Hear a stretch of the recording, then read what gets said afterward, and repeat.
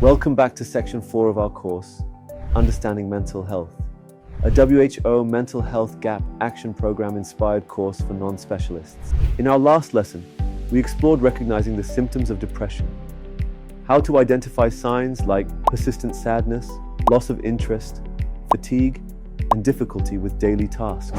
Now that we understand what depression looks like, we turn to an essential skill, screening and diagnosing depression using a structured approach.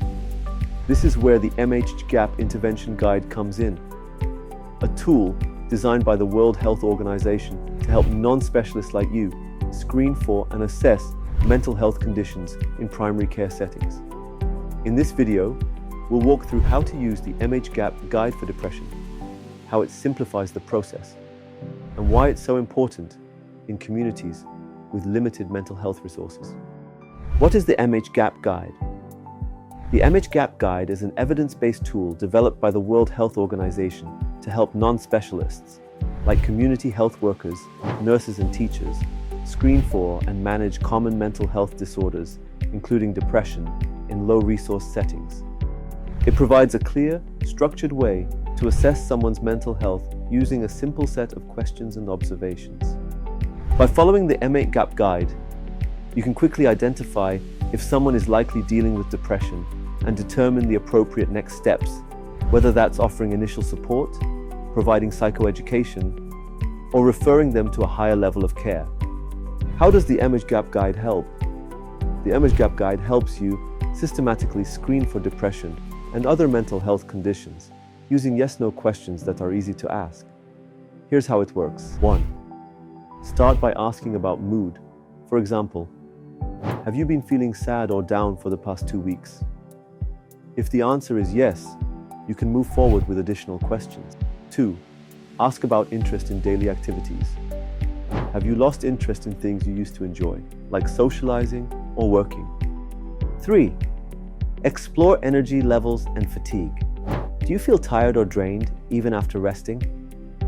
People with depression often experience low energy or chronic fatigue. 4. Inquire about changes in sleep. Are you having trouble sleeping, or do you sleep much more than usual? 5. Look for changes in appetite.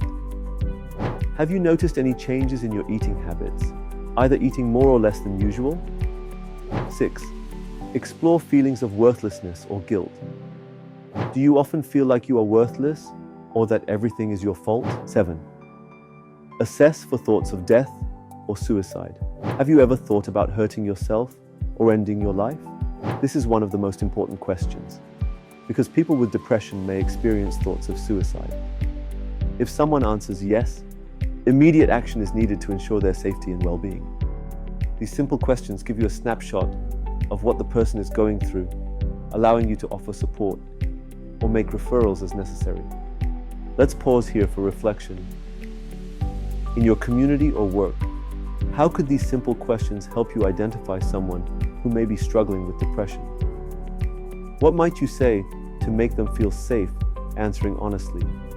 By asking these questions with care, you create a space where someone feels heard, not judged. A real-world example. Fatima, a community health worker in Abuja, notices that one of her neighbors, Amina, has been acting withdrawn and tired lately. Fatima gently asks, "Have you been feeling down or sad for the past few weeks?" Amina says yes, and Fatima continues the screening using mhGAP's simple questions. Amina admits she has been feeling overwhelmed, has trouble sleeping, and no longer enjoys spending time with her children. Fatima offers psychoeducation and refers Amina to a clinic where she can receive more specialized care. By using the mhGAP guide, Fatima took the first step in helping Amina find the support she needed. In summary, the mhGAP intervention guide is a simple, structured tool that helps non-specialists screen for depression and other mental health conditions. The guide uses yes/no questions to explore mood, interest, energy, sleep, appetite, guilt, and suicidal thoughts.